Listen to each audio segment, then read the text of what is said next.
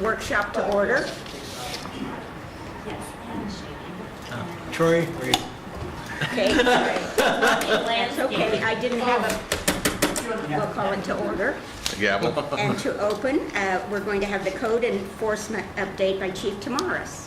Thank you. Excellent. I'm sitting in for our new special enforcement officer, Ron Nordman, who his mom just passed away. So, yes, he's going through a hard time right now, unfortunately. So, so code enforcement. Code enforcement is generally involved in the removal of junk vehicles, and nuisances for property. Junk and neglected property reduces property value, which has a negative impact on our neighbors, business, and the entire community. This can create health issues, attract crime, and promote neighborhood disputes. Failing to comply with may result in civil penalties. However, our hope is to gain compliance through communication and education. We generally get immediate compliance when we approach people and notify them of their code enforcement violations. However, there is a group of people that are usually more challenging. Why don't we go ahead and just show the video. We made a little videos on our website. Oh, now, of course, hang on. Apparently we are not going to use this first. Are they on? Oh, ha ha! Yes, maybe they were plugged in, but Oh, off. they were on. Yeah. Will you try turning it off? You tried turning it off and on again. Are you sure that it's plugged in?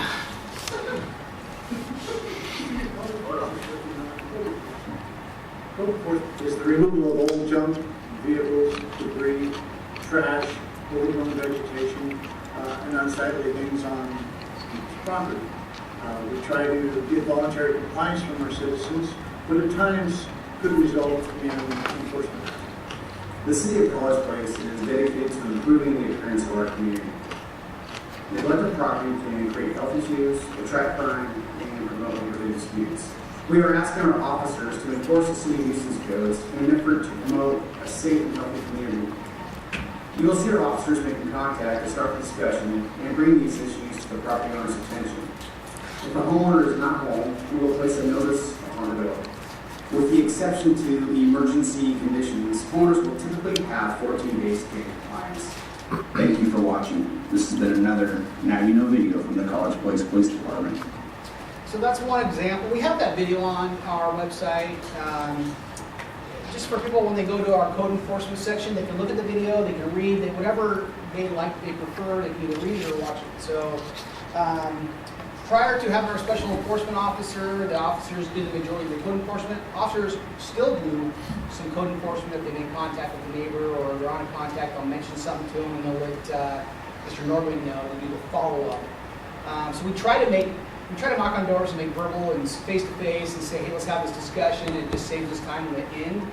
If people aren't home, we have, you saw in the video, we have these door hangers. We've had a lot of luck with these door hangers. We just simply say, hey, grass, it's a foot tall. Can you please landscape or mow your grass? It's a fire hazard, something like that. And we usually get compliance and things like that. So, or there's old tires left on the front porch. Can you remove those? And generally get that. Here's an example. We do track all the data. This is Ron Nordman's contacts for April. He had 52 contacts. Oh, wow.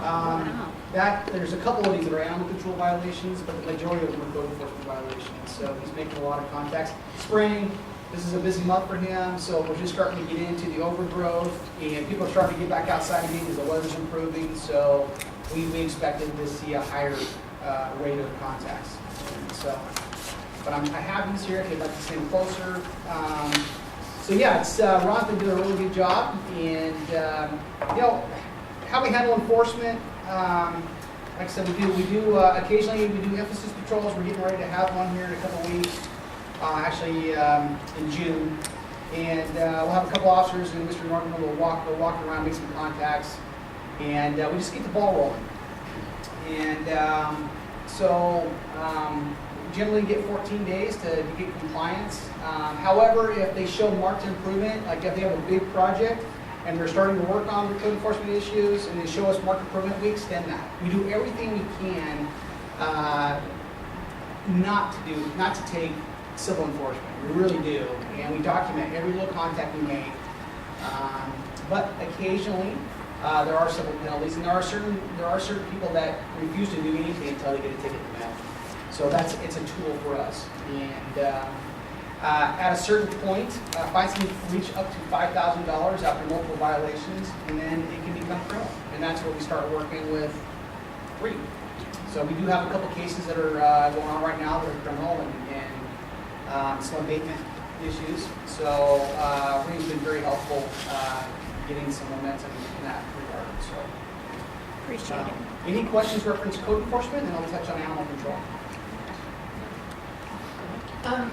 This might be kind of a silly question, but I feel like I read something that Ron's position, he doesn't carry a weapon with him. Does he, maybe he does, does he feel safe approaching someone? Or like, maybe. Have you seen him? Yeah, I have. So maybe he's fine.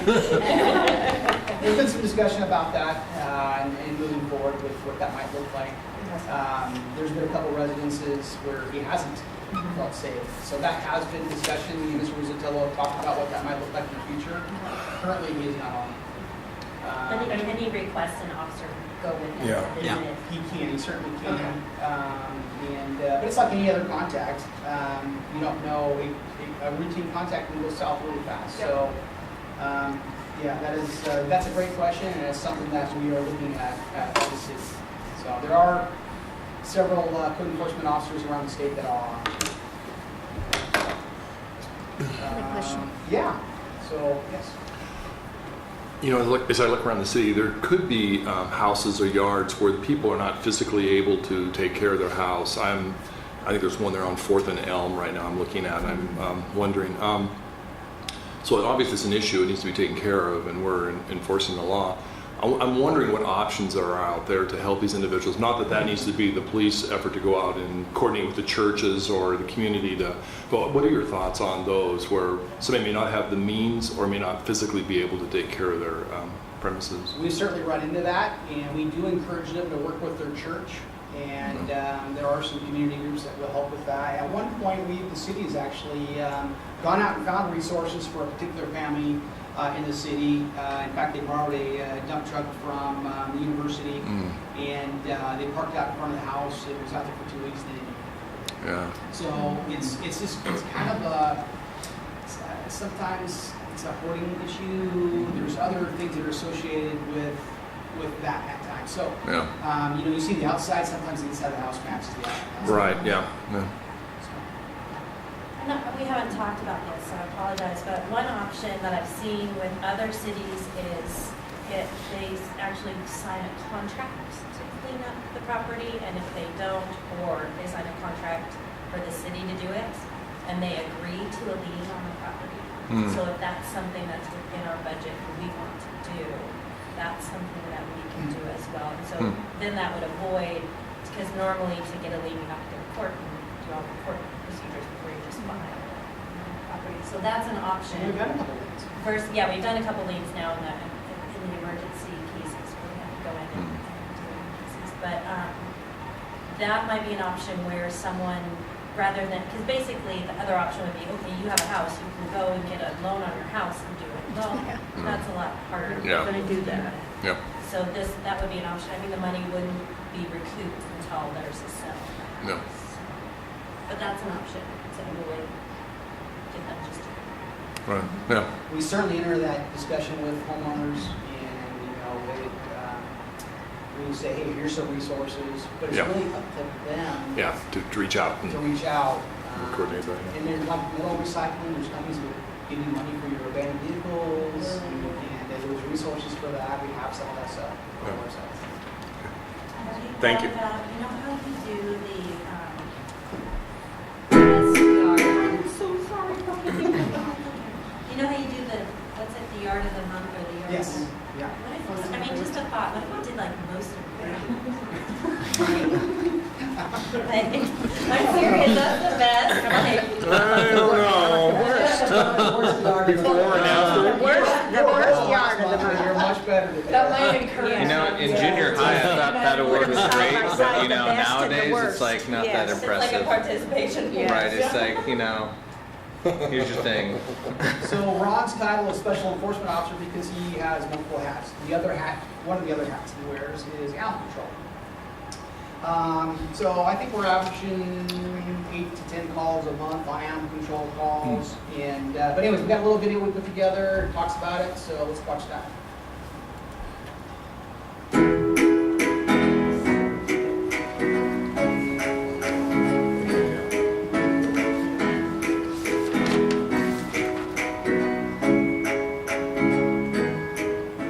Hello, I'm Special Enforcement Officer Ron Ward of the College Place Police Department. One of my functions for the City of College Place is as the Animal Control Officer. Hopefully this video will answer some of the common questions that I received in reference to animal control.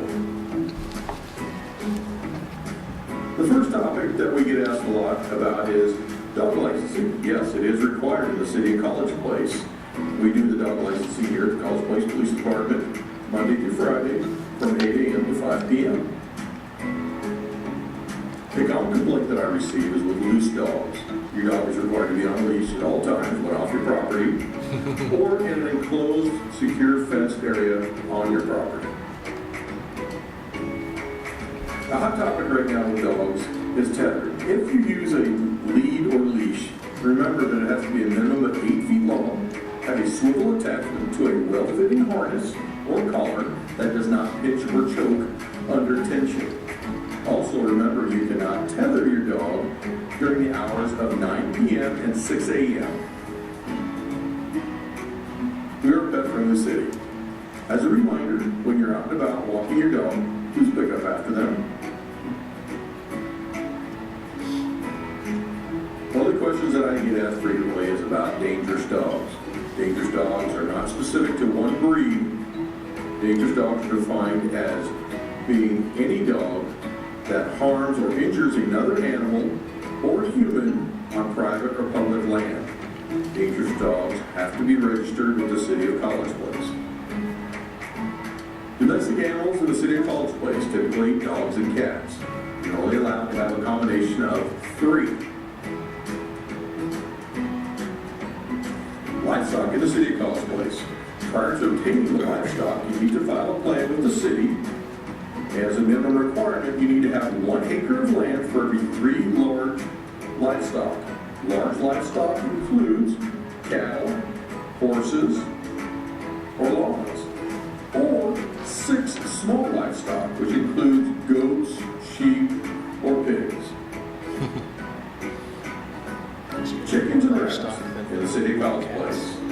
You are restricted to 6 chickens, no roosters, or 3 rabbits. Prior to obtaining these animals, you're required to get a permit from the City of College Place. Exotic animals. Owners of exotic animals must keep them housed and confined so as to prevent escape at all times.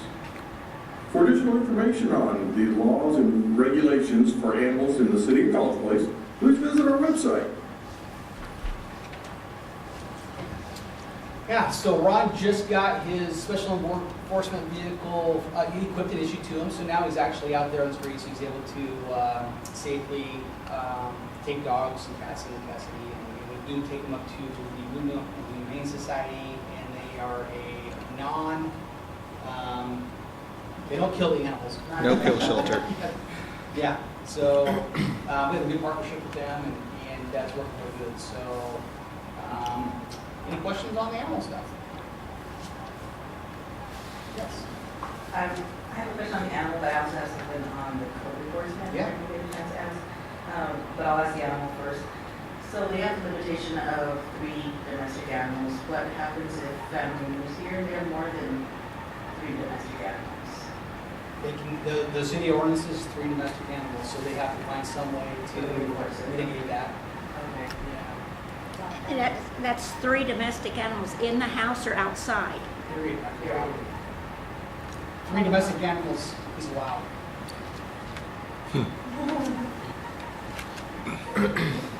Don't ask, don't tell. Yeah, I did. If they're inside your house, we might not see them. Well, I've adopted them from the back, and I adopted one, and I don't have them all now. 8 kittens. And 3 babies.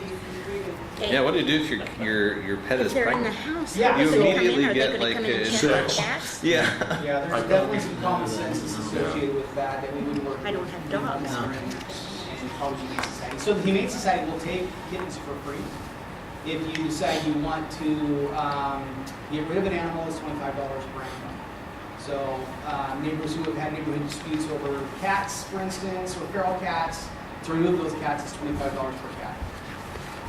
And they usually relocate them. What about breeders? Breeders? Yeah. Well, if the Humane Society catches them, they spay neuter. Well, I mean, what if someone is intentionally breeding their pet with the intention of selling them? That would be business. Yeah, so that they can do that. I mean, through the proper channels. Oh, okay. So that would fall outside this. Then my question back on code enforcement, most of the calls or most of the, when you become aware of violations, is it because neighbors are calling or is it something that you always have to see on patrol? Both. Okay. Yeah, we do. Last year, I guess 2 years ago, when we started really making this a priority for the city on code enforcement, we did have a lot of neighbors calling us. That's kind of died down over recently. And now it's, we're driving around, we're looking, we're already on contact, we see it. A lot of the violations are very simple. We've noticed an abandoned vehicle in your yard for the last couple of weeks, needs to be removed. Or old tires, things that people, over the wintertime, they've left there as a pile. Remodel projects, people put piles of debris on the front yard. So it's, a lot of that's just quick reminders and they take care of it pretty quick. But this community has a code enforcement problem, and we're trying to work with our community to make it better. Great. And from an enforcement standpoint, this, you think, okay, prior to this, it was if we got a complaint. And what I think we've experienced is, by the time someone complains, they're fed up. And then when it gets to us working with them, and then if it gets with attorneys involved, it can be years before it's resolved. And so I love the fact that you're being proactive. Yeah, that's true. Nobody wants to rat on you until it gets really, really bad. Although my first week on the job, I got an earful from a group of neighbors about a particular home that we're currently in the process of finally getting to take care of. So it's Couple quick, a barking dog would be covered under a nuisance ordinance, not under any of these, or am I right there? It's funny you bring that up, because barking dog is not very well covered in our nuisance codes. So we can go under noise complaints, but specifically barking dogs, we do get those calls. It's a very difficult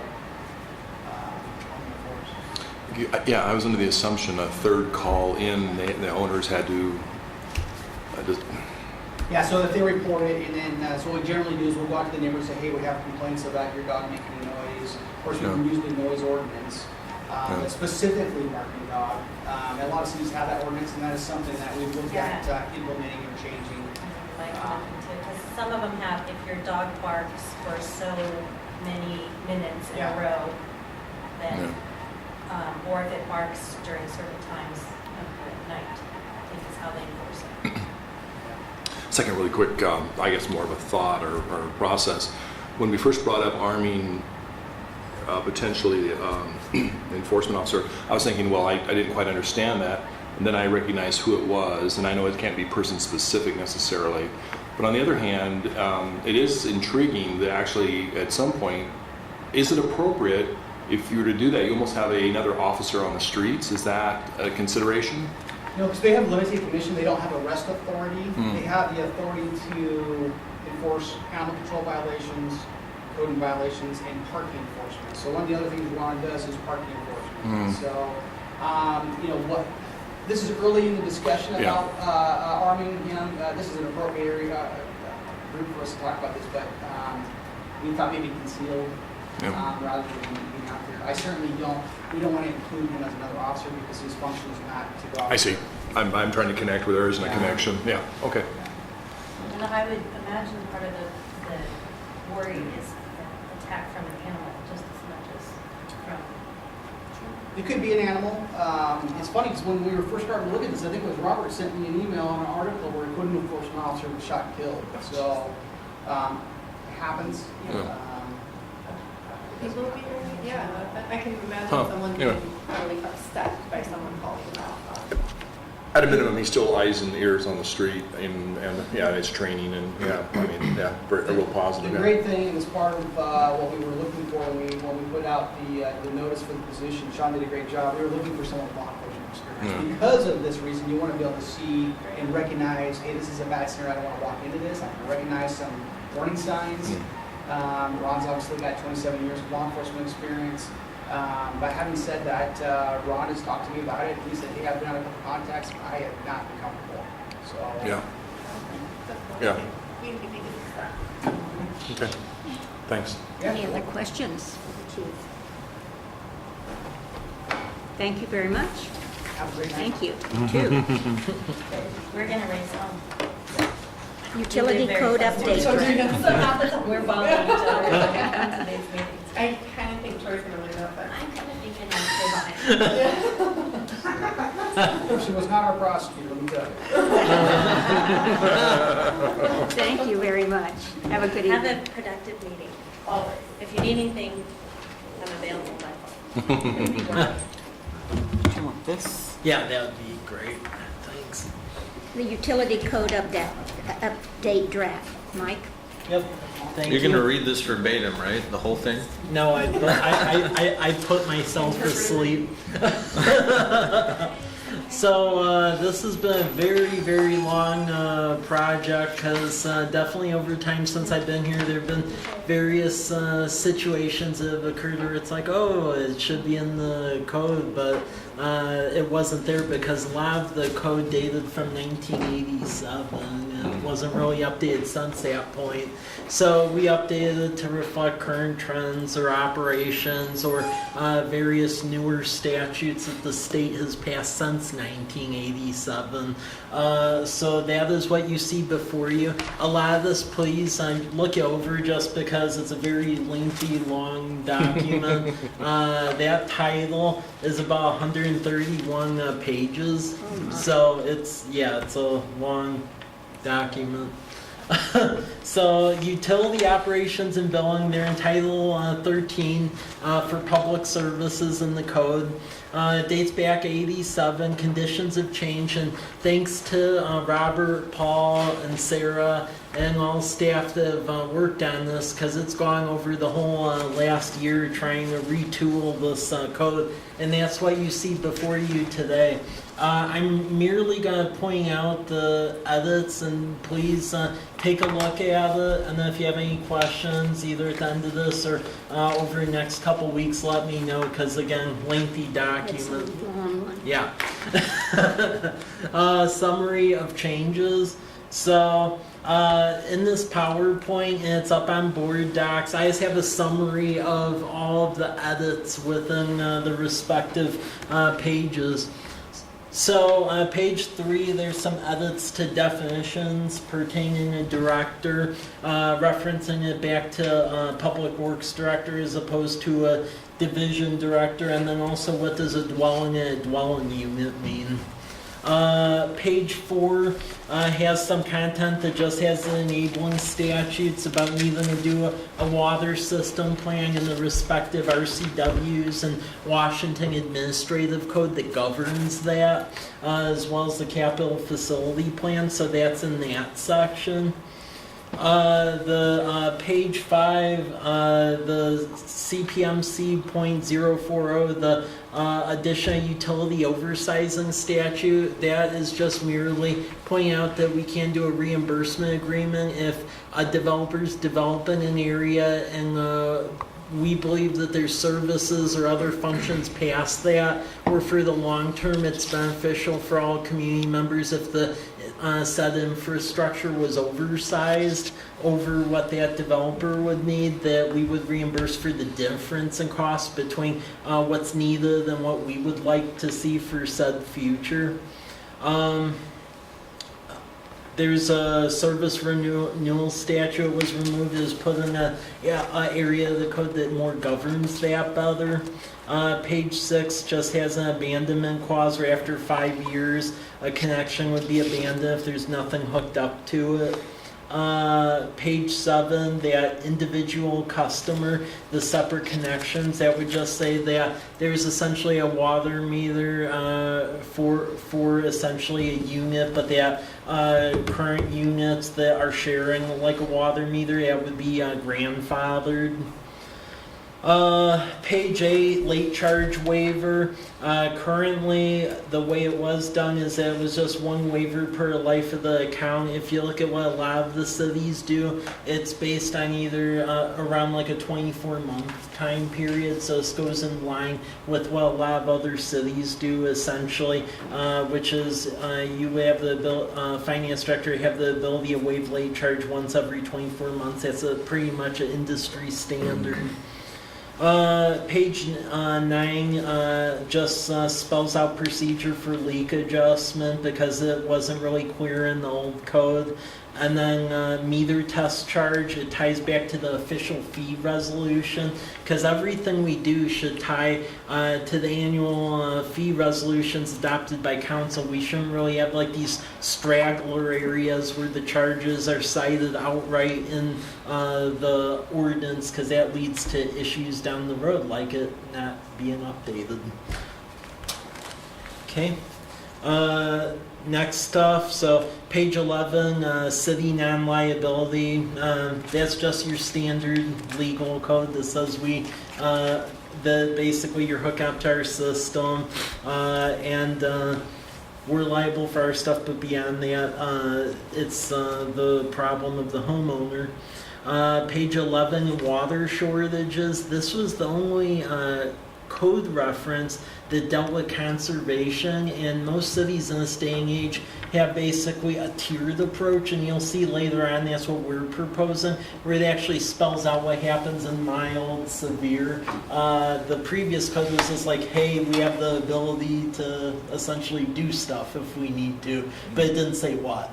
And you're actually supposed to say what, because in Colfax, ecology and health called me out for that when I was there, so that was a learning experience, so that's why it needs to be in the code.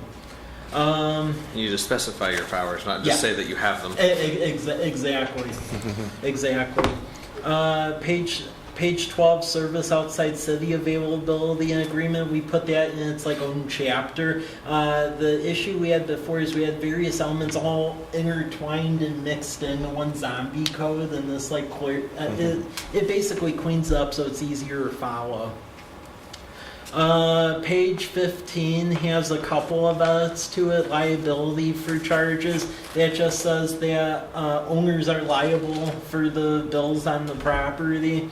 Also, there's some statute about requiring cash payment if people are bouncing checks or doing other things of that sort. That's pretty standard. Also, there's some code language just that we don't charge for fire protection water. Again, that was something I learned in Colfax because we were written up for not having a code section that had that, so that's what this does. And then unit charge protocol, that just deals with some of the older structures where they waffle back and forth between having rental units and not having rental units. And this would provide a way where, in essence, instead of where it would stay either multi or single family, there would be, in essence, a process to prove whether or not it's multi or single family, and the building official would essentially charge for the time and then a markup for it. So it provides a mechanism. Page 16 had some revenue requirements that went back to the 80s and no longer were reflective of current trends. So that was removed because, again, not current. Okay, new chapter. Chapter 1305, Emergency Water Conservation. This clarifies the various levels of water conservation.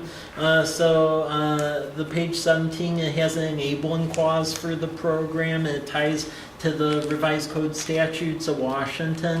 And then the code right after that on page 17 sets 3 stages for essentially the water ration: the mild, moderate, and then severe.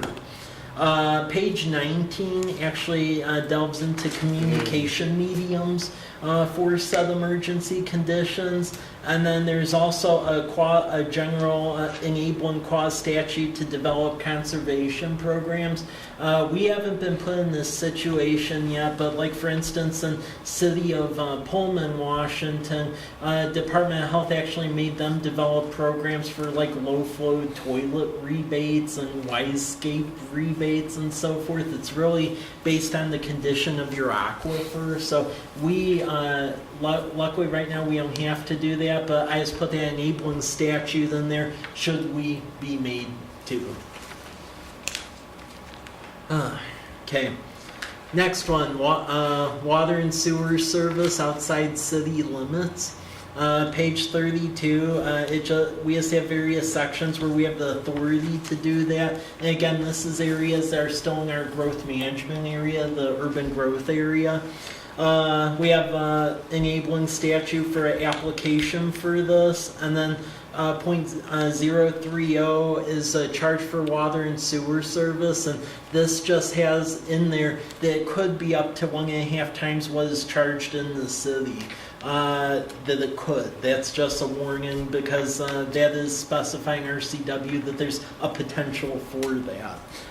Based on some case law that has occurred in Spokane, what I've told staff is when we do get to that point, it's better actually have a study of what the additional charges are for a respective area, because city of Spokane actually got called out for doing that on the South Hill and are in a really good predicament. So if we do that, we would need to do additional stuff, but it does reference the RCW.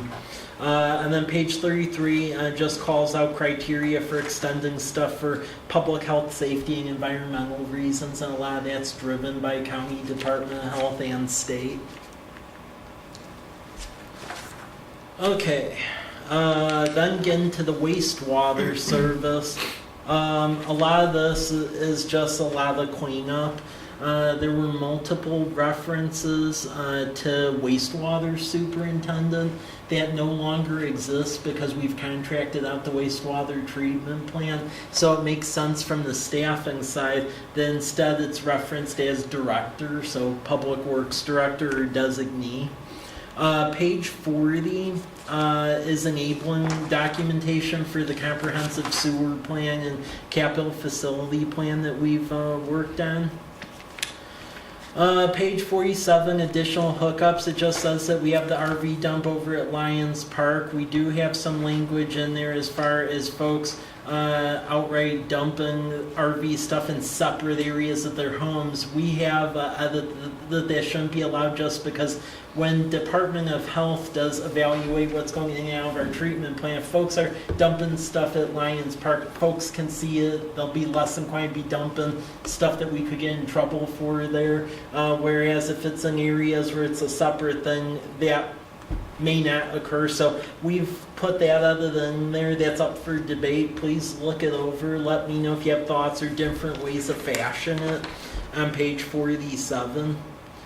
Page 66, the same thing about where it references rates from eons ago directly in the ordinance, so that was removed. Mike, which one are you referring to that you wanted to stay page? Oh, 47, the hookup one. 47? Yeah. Okay. Yeah. Thank you. Yeah, so the hookup one, really take a look at that and just, really that's a councilman call. That was subject to debate even in our staff work group because there's feelings on both sides with it. So I would say just read it and let us know what you think on it. You mean can RVs hook up at private property? Yeah. Yep. Page 66, that references rates for a sewer that were done a long while ago, so that was removed. Page 67, that just has newer language for connection and modification fees and base fees that reflect current trends. The old code was from like about 2 decades ago. So Back to the additional hookups. I'm Yeah. sorry, I just we just brought up Yeah. here, and I really, I guess just reviewing that, it makes a lot of sense what you were just saying. Yeah. A person could put those in their backyard, in their driveway, and it could become a used oil disposal site, or it could be who knows what. Correct? Well, yeah. I mean, that was the overarching concern, because essentially there's 2 trains of thought with the hookup. One is that, well, it's private property, let people do what they want. The other problem is that when you do put stuff in our sewer, it does go to our treatment plant. If people are putting in things they shouldn't, then it's everyone having to pay for it. Yeah. And if people are emptying their RV dump at a public park, Open-ended tourists, yeah. one would think they'd be less inclined to be dumping crazy stuff in the wastewater system than if they could conceal it on their private Sure. property. Yeah. And then that really becomes a pain trying to figure out who dumped what. If at all possible, even. Yeah. Didn't we was it a few years ago, someone had put some sort of towel or something into the sewer and it had damaged something? Maybe that was before your time. That was from a, what do you call them, a long-term care home. No. Yeah. That's that. The issue you have, either way you go, Mike said it right, it goes back and forth on which is okay and which is not. But we've had cleaning services dump their stuff down the Parkland. We've had chemical people dump their stuff down the Parkland. And by the time that you get police there, they're gone. And so it's difficult to control there. And there's nobody there to monitor it. That'd be a good idea. And so if you take that away and get rid of it, then you got the place where people would like to have it at home. Yeah, right. Yeah. There's a lot of different things. I mean, my personal perspective on it, because it worked fairly well in Colfax, is that dump that we have at Lions Park, we're getting one of those camera units for the middle of the park. And a nice thing with the brain unit is you can buy junior units that are only a couple hundred, and as long as it triangulates within essentially sight of that central unit, it all reports back. So I would think it would be beneficial to put one of those junior units facing where the RV dump is at and then call it. That would be a recommended thing, because I mean, I know there's folks that want to dump stuff at their house, but I just saw that way too many times in Colfax where people would position vehicles a certain way so you couldn't see what they were doing, and then they're dumping all sorts of nasty stuff in. They're like, oh, I didn't do it. And then we get a violation and then get fined by the state. So, Mike, are there any concerns about if somebody had it on their personal property about potential environmental factors like leaching into the ground? Yeah. That we would want to prevent? I mean, I find that as a concern. The other thing I find is a bit of a concern too, because Portland for a long time had a more liberal RV hookup ordinance where you could just do it in your front yard, and then folks were starting to game the system where that's how a lot of those campers and people and a lot of folks that were living on the street, that's how they were getting around saying, oh, you can't force me out because I actually am hooked up, even though not really, but yeah.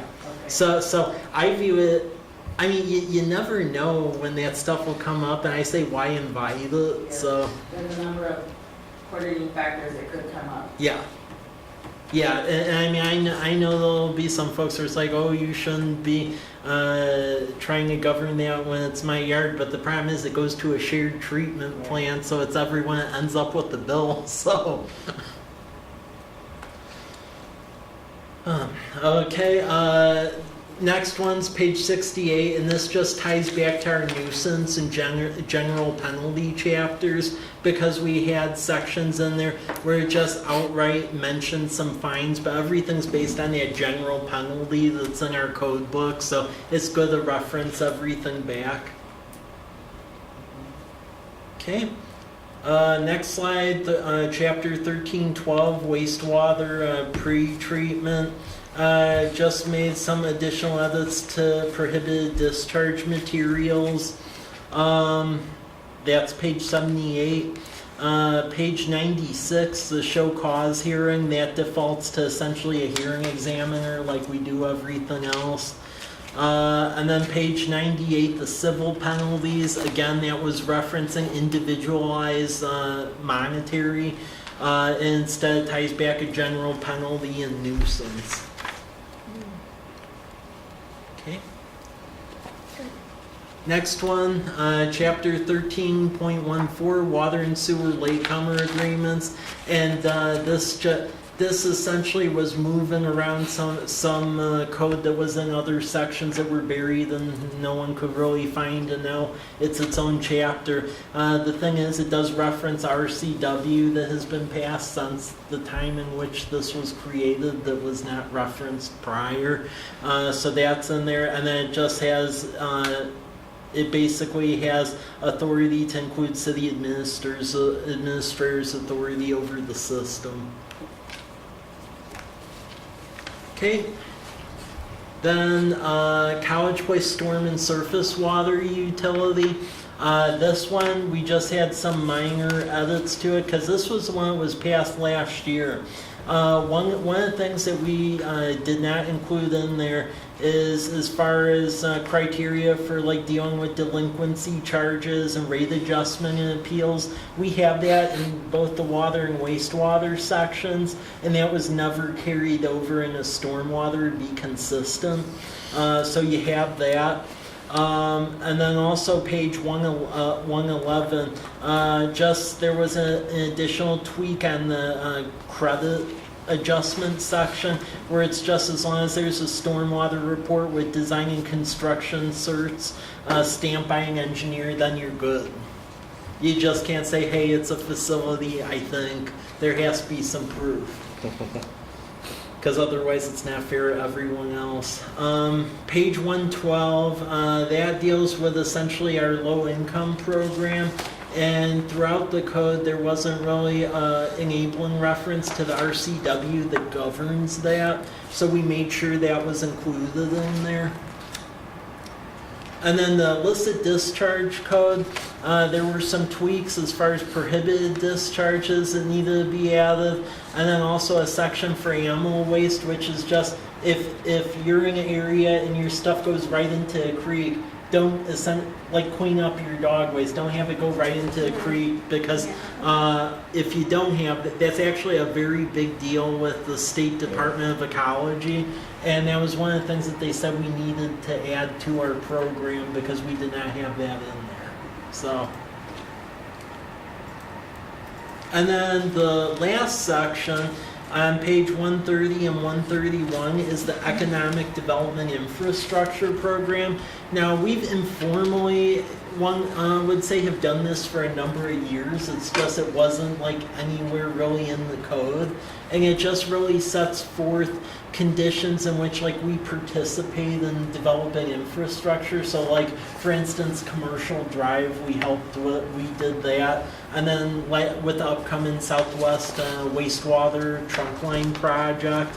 So essentially there's some code additions for the purpose of the program, which is return on investment and then furthering economic development in our business district commercial areas.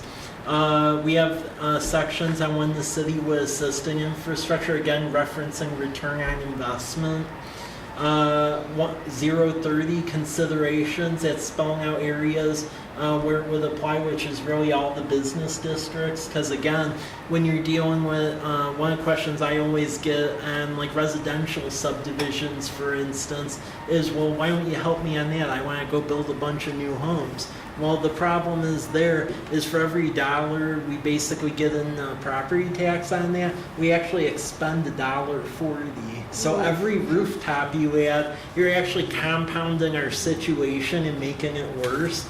for every business or industrial thing that you add, for every basically dollar in services that we provide them, in essence, we get $1.40 back. So it's actually a generator in the long term.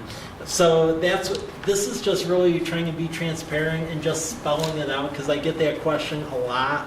And then project information needed for consideration. So if we had no houses, we'd be plus on the budget, wouldn't we? We'd have actually no, Well, if you follow that all the way back. Yeah. Well, I mean, I'm not saying we go that far with it, but it's just, We have no council. yeah.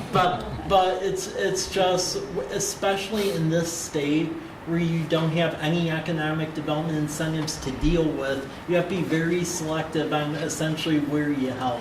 I agree with Yeah. you. When I hear that comment, though, I do, or that statement, Yeah. it's kind of I think you reach a sweet point. Yeah. Where if you're going to get additional, you'd like to Yeah. make that choice. Waste, I have a question I was sitting here about as far as animal waste. Yeah. So if I understand this correctly, the state or somebody will be looking at the water coming into the city, and they'll be looking at the water going out of the city, creeks, Yeah. and they're going to say, huh, it's different.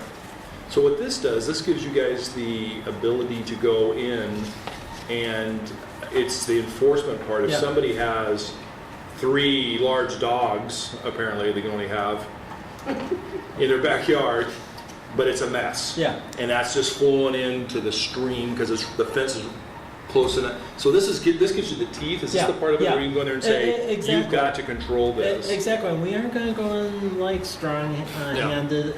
We're going to like work with them and warn them. But I'll tell you, just even dealing with some folks that I deal with, there's a certain proportion of population where they'll tell you to go jump off a roof. Yeah. And at that point, you're left with where to go, especially when the state's going to be evaluating what our water consists of heading out of the town. So this provides the ability where if people aren't going to toe the line and be a good community partner, that we can essentially find them for that. That'll be an avenue of last resort. But if it's finding them versus everyone having to pay a crazy amount just because one person doesn't want to be responsible. Okay. Thanks, Mike. Yep. Okay. Then to finish up the economic development one, page 131, revenue options. It just says where revenue will come from to fund infrastructure improvements. And it's just that it could come from a variety of sources. We'll develop proposals, present them to Economic Development Commission and City Council. It'll be a staff report that will be for your basically recommendation by the EdTech and then ultimate approval or denial by City Council. Use of funds, that just dovetails into doing construction, design, things like that, the respective infrastructure. And then the last part, .070, that's other considerations, and that just spells out the process that I mentioned, where there's a proposal that gets developed. It goes to the Economic Development Commission for initial review. They say their piece for recommendation, and then ultimately it comes here. So this is just a way to make this very transparent, because I would argue this has been happening over time in a couple instances, but there wasn't really like stuff like this governing it. Yeah, that's good.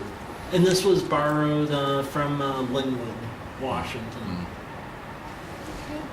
And with that is the revisions of that. So, Thank you. yep. Any questions? Okay. Thanks for your attention to this, you and your staff. I mean, this is, Absolutely. You have to update it every 25 years, I guess. Ideally sooner. Okay. Thank you. Now, Mr. Hartwig, the water meter update. Thank I won't you. take long. You don't have a hiring frequency before you leave? Basically, they've been working, you just haven't noticed it because we're dealing with FCC getting licenses for those communication and so forth. they've got all those licenses now, and so they're scheduling stuff to happen here in June and July. So they're looking at getting the design, the base station ordered, getting it on site. That'll take till roughly the end of May, and then they'll go climb the tower, install the base station, and install the stuff at the bottom. They'll start working in the office, coordinating with the building system, and then they'll start installing meters. They anticipate that the meters will take them roughly 6 weeks, so I'd anticipate that that will be done by mid-August, and we'll be up and running. 6 weeks to retrofit all? To Really? replace all the meters. They're Wow. they're already here. We've already purchased them, Yeah. and they're sitting in our equipment parking bays. So they're already here, they're just waiting to be reinstalled. But there was no reason to install them, because we can't read them without the system. So I would anticipate by mid-August we'll be up and running. So cut, they're going to go in, they're going to cut pipe. No, there's no cutting pipe. We got valves on each side, so they just shut the water off, pull back the meter, and put the new one in. Oh. Yeah, the only difficult ones are the large meters, like Garrison Villages and Garrison Creek. That's a 6-inch meter. Yeah. So they gotta that's a little bit of work. But we've changed all the 2-inch, 1.5 meters before, so their pits are pretty clean. Shouldn't be a big deal. Not a lot of mud flowing into the house or dirt, yeah, okay. Yeah, for some reason I was figuring this was a much longer project. 6 weeks. Yeah, I think- But that's good. Yeah, this I is mean, a- obviously the this is lead like time dropping may on. for me to ask it, but I was thinking the actual physical work. Yeah, I mean, if we go out and change meters, it takes us maybe 5 minutes or 10 minutes to change. I never would have guessed that, Paul. I never would have guessed Wow. that. You know, there's some difficult ones, Yeah. real old ones that come in with steel pipe straight in. Those can be a real frustration, but we don't have that many of those. Thank you. I think that change out should be. Appreciate it. Thank Wow. you very much. It'll be nice when it comes, and hopefully we'll catch on to it real fast. Any other questions? It's education, thanks. Thank you. How long have you been here? How long? 40 minutes? 2 years. I know he was there when I came. Thank you very much. go. Yes, thank you. We appreciate it so much. Now, the conduit system lease. Thank you. Take a look at this. This is just a draft lease agreement. So the general idea here is that as we're doing street reconstructions over time, we put blank conduit in that essentially third-party internet providers could go throw lines, and the purpose behind that, frankly, is also improve aesthetics along corridors, but also when you put in conduit like that, you can also make money off of it. So that's what this essentially governs, like conditions for putting essentially the fiber in the conduit, what the design specs are, the fact that it would go for 10 years, but if people don't do things according to a franchise, we would have the ability to terminate it, and then also there would be monthly rent on this. The market rent for the area for essentially fiber lines is roughly about 2 cents per foot per month for this area. So, and then I have that where it goes up or down, essentially based on rate of inflation for... Say that again, 2 cents per foot per foot, month. per month, yeah. Yep. So, my quick question, I've been kind of intrigued with reading how Verizon and others, I think A&T are all going to 5G. Yeah. And I know those have to be, I think those have to be bundled services. You can't necessarily have one receiver or out there or a communicator. You know, at some point, and I know this is futuristic, you know, this could be, but it seems like this is moving rapidly to a point where fiber optic at some point will become obsolete. Well, fiber optic, but there are other materials that essentially use lines and things where, and even 5G actually has an element of that. To get to the hub, yeah. You just don't really see it as much. Yeah. So there, I mean, it's going to be with us forever, and as we're redoing these streets, keep in mind whatever we bury is going to be down there for the next 50 years. So I mean, in general, if you're ripping up the street anyway, you end up making your money back since it's wide open to begin with. Yep. Yeah.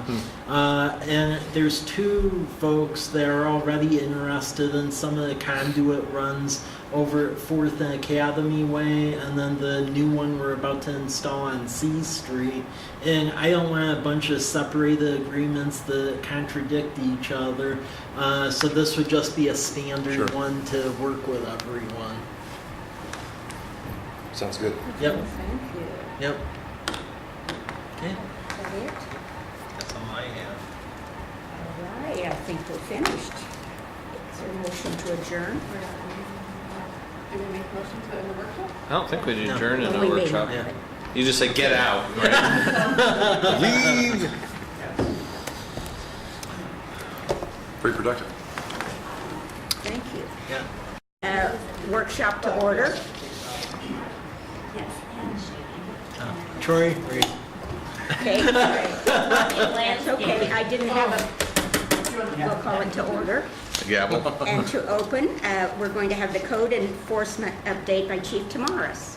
Thank you. Excellent. I'm sitting in for our new special enforcement officer, Ron Norman, who his mom just passed away. So, yes, he's going through a hard time right now, unfortunately. So, anyhow, so code enforcement. Code enforcement is generally involved in removal of junk vehicles, and nuisances for property. Junk and neglected property reduces property value, which has a negative impact on our neighbors, business, and the entire community. This can create health issues, attract crime, and promote neighborhood disputes. Failing to comply with